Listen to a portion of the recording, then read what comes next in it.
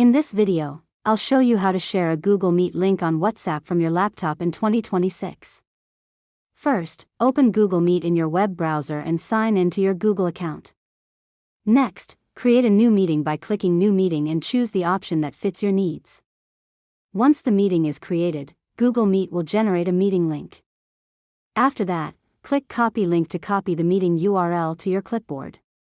Now, open WhatsApp Web or the WhatsApp desktop app on your laptop and sign in if you haven't already. Next, open the chat or group where you want to share the meeting invitation. After that, click inside the message box, paste the Google Meet link, and add a short message if you'd like. Now, press Enter or click Send to share the meeting link with your contact or group. Finally, verify that the message was sent successfully and that the Google Meet link appears correctly in the chat. And that's it. You've successfully learned how to share a Google Meet link on WhatsApp from your laptop in 2026.